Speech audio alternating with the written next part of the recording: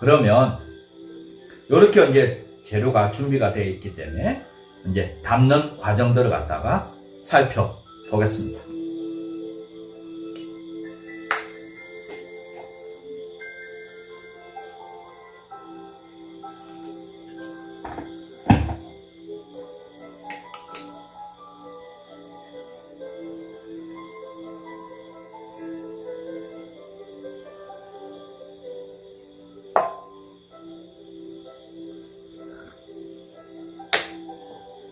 첫 번째, 삼채는 깨끗이 씻어 물기를 말린다.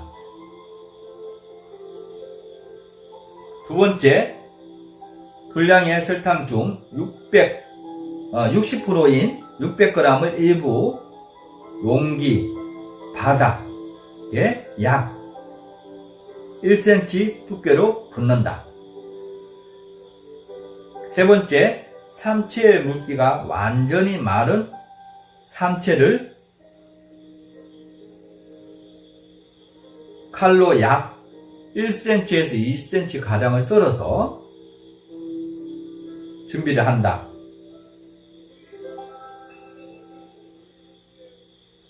네 번째, 7번째 과정에서 사용할 설탕을 제거한 나머지 설탕을 삼채에 붓고 골고루 버무려 준다. 달지 않는 명품 효소의 기본 원리는 용기 바닥에 약 1cm 정도 깔아준다라고 하는 부분. 두 번째로는 재료에 따라서 오늘 담을 때 60% 설탕을 사용하기도 하고요. 또한 50% 사용할 재료가 따로 있습니다. 흰 설탕을 쓰는 경우 대부분 보게 되면 50%, 재료의 50%를 오늘 담는데 사용한다고 보면 될 것 같습니다. 50% 가지고서 용기 바닥에 약 1cm 정도 깔아주고 그 깔아준 만큼 따로 분리를 시켜놓고 그 나머지가 있는 설탕을 갖다가 재료하고 버무려 주셔야 됩니다. 그러고 나서 버무리고 난 다음에 용기 안에 70% 버무려 준 것을 담고 약 1cm 정도 설탕을 빼놓은 것을 위에 덮어줍니다. 요게 달지 않는 명품 효소의 기본 원리라고 보면 될 것 같습니다. 이렇게 해서 이제 발효가 진행되면 될 것 같고요.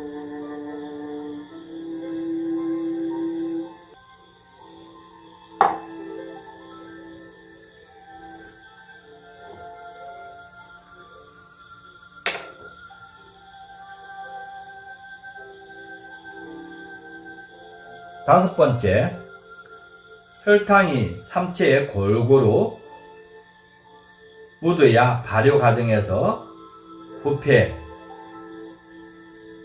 염려가 없기 때문에 골고루 잘 버무려 주셔야지만 부패가 되지 않습니다. 그렇기 때문에 삼투압 중 미미한 발효가 일어날 수 있는 환경을 만들어 주셔야 되고요. 이렇게 해서 이제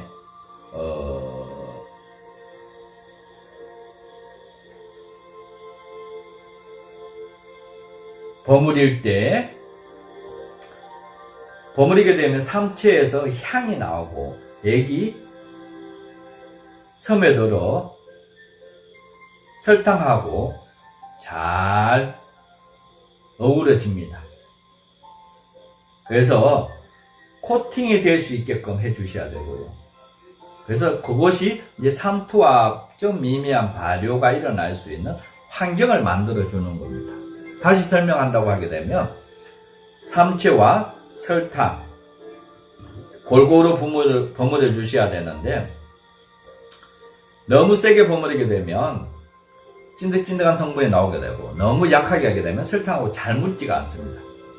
그래서 적당히 버무려 주셔가지고 윤기가 나오고 삼채에서 액이 나와서 설탕이 녹으면서 윤기가 날 때까지 버무려 주셔야 되고요.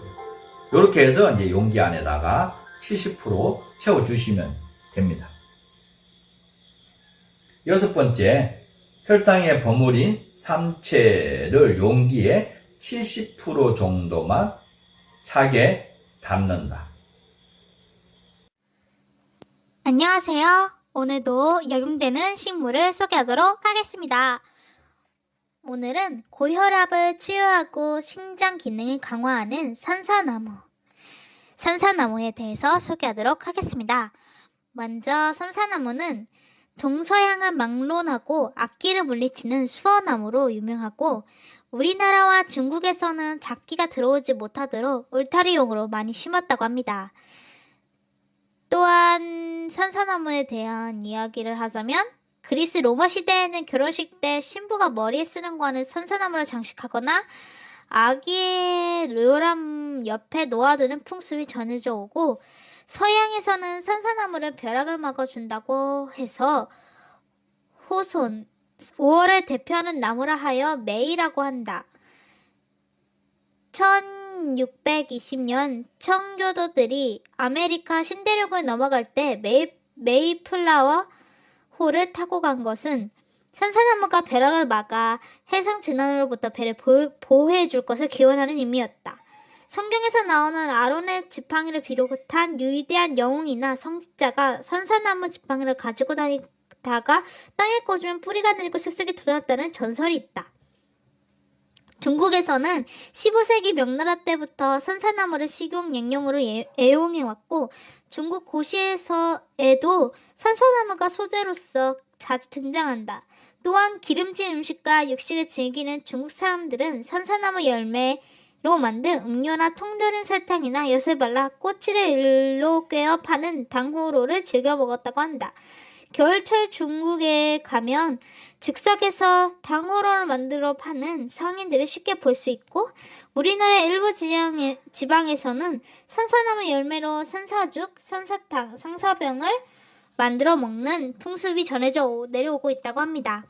산사나무는 장빛과 낙엽성 활엽 교목으로 중국, 러시아, 유럽, 북미 지역에 100여 종의 분포가 되어 있고 우리나라에는 넓은 잎 산사나무, 좁은 잎 산사나무, 가재잎 산사나무, 자작잎 산사나무, 털산사나무, 미국 산사나무 등이 있다. 3에서 6cm 정도 자라고 세기처럼 갈라진 잎이 가장자리에 툇잎이 있고 줄기에서 뻗어나온 가지 중 퇴화한 것은 날카롭고 뾰족하게 달려 가시가 있는 것처럼 보인다고 합니다. 5월엔 하얀 꽃이 피고 9월엔 애기 사과처럼 생긴 빨간 열매가 줄렁줄렁 달리고 산사나무는 산에서 자라는 아침이라는 의미이며 가을에 맺힌 빨간 열매가 겨우내 달려있는데 그 모습이 아침 해가 떠오르는 붉은 태양처럼 보인다 하여 붙여진 것이고 산에서 자라는데 그 맛이 사자와 비슷해 산사라 부르다가 산사가 되었다고 한다. 작은 배처럼 생겨 아가위나무 작은 공처럼 생겼다고 해서 당구자, 호젓한 산길에 붉은 열매를 달고 있다 하여 산리홍, 산조홍, 산과자, 상목로, 산사목, 산사수, 산류자, 산룰자, 산당자, 적과자, 목도자 등 다양한 이름으로 불리우고 북한에서는 찔광이나무, 아그배나무, 찔배나무, 찔구배나무, 동배나무, 야광나무, 이강나무, 똥광나무 등으로 불린다. 산사나무는 혈액순환을 좋게 하고 콜레스테롤 수치를 떨어뜨리고 신경계통의 흥분작용을 억제하고 신장 기능을 강화한다고 합니다. 장애 운동을 활발하게 하여 노화를 촉진시키기도 합니다. 산사나무는 열매 외 잎, 꽃, 장가지, 뿌리도 약재로 쓸 수 있고 꽃은 꽃봉오리가 맺혔을 때 따서 그대로 말려 35도 술을 담가 마시거나 달여 마신다고 합니다. 산사나무 열매는 소화작용을 촉진하여 질긴 고기의 육질을 무르게 하는 성질이 있는데 열매를 끓여 마신 물이나 가루를 넣고 육류를 재워 하루 정도 지나면 육질이 부드러워지므로 고기 전문 음식점에서 산사열매를 활용하면 좋다고 합니다. 여기까지 산사나무에 대한 소개였습니다. 그럼 영상 다시 보시죠. 일곱 번째, 네 번째 과정에서 남겨둔 설탕을 삼체가 안 보일 정도로 덮어주고 밀봉한다. 요때 이제 발효시키는 환경이 아주 중요하다고 보면 될 것 같습니다. 그래서 직사광선을 피해 주셔야 되고요. 습기가 없는 곳에서 통풍이 잘 되는 곳에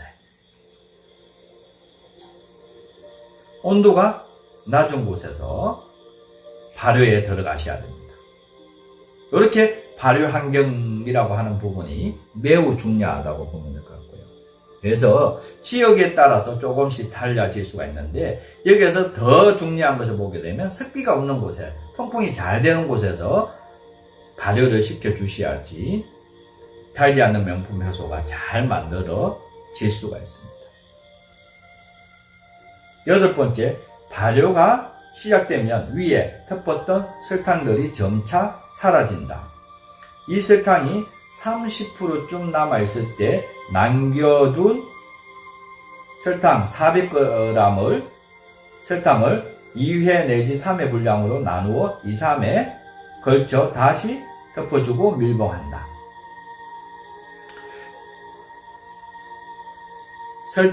발효가 되면 설탕이 덮어줬던 것이 군데군데 점점 없어지면서 삼체가 보이기 시작하고요. 그 위에서 봤을 때 30% 정도 설탕이 남아있을 때 남겨둔 설탕을 갖다가 2, 3회분으로 나누어서 다시 덮어주시는 것이 아주 중요하고요. 이 과정에서 속도가 일정한 속도로 유지가 된다라고 하는 부분. 이렇게 해야지만 삼투압이 잘 일어나면서 미미한 발효가 일어나게 되고, 그럼으로써 맑은 액이 나오면서 당도가 아주 낮은 효소가 만들어질 수가 있습니다. 그래서 매일같이 살펴봐 주시고 일지를 쓰시고 사진을 찍어서 체크를 해 놓으시게 되면 다음에 효소를 담을 때에 삼체는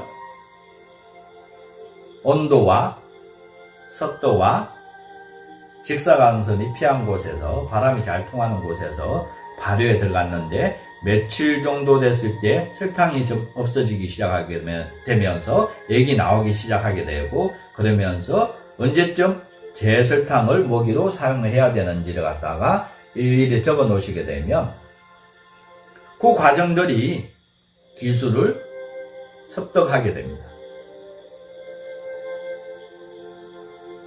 그렇게 하셔야지만 아주 달지 않는 명품 효소를 제대로 만들 수가 있다고 보면 될 것 같습니다. 요게 이제 기술이라고 보면 될 것 같고요. 그래서 레시피가 중요한 게 아니라 어떤 환경에서 발효 기간은 어떻게 일어나게 되고, 그러면서 액이 언제 나오기 시작하게 되고 언제 발효가 끝나는 것을 갖다가 일지로 써놓으셔야지만 그게 기술을 습득하는 데 기본이라고 볼 수가 있습니다.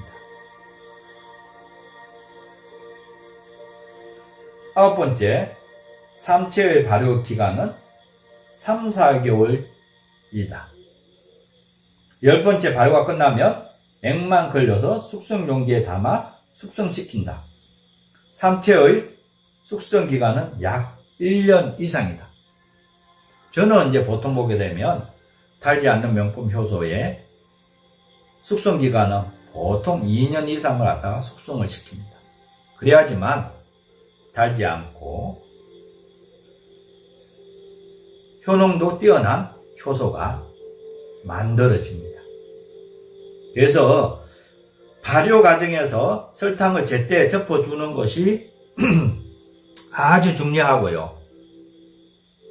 또한 삼투압적 미미한 발효가 일어날 수 있게끔 잘 살펴봐 주시는 것이 명품 효소를 만드는 데 기본이라고 볼 수가 있습니다. 오늘 만들고 한쪽에다가 여놓고 신경 쓰지 않게 되면 제대로 효소가 만들어지지가 않습니다. 그래서 매일 일지를 쓰셔서 살펴봐 주셔야 되고, 그래야지만 정성과 손맛이라고 하는 부분이 우리 조상님들이 늘 얘기해왔던 것들이 제대로 명품 효소로 만들어질 수 있는 과정이라고 보면 될 것 같습니다.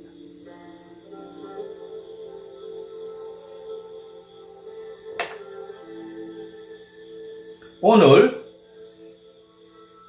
달지 않는 명품 효소 중에 삼체 효소 닿는 과정들을 갖다가 살펴보았고요.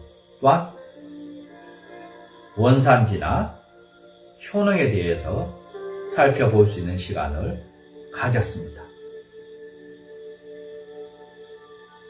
다음 시간에도 효소 만드는 과정들을 갖다가 계속 이어가고자 합니다.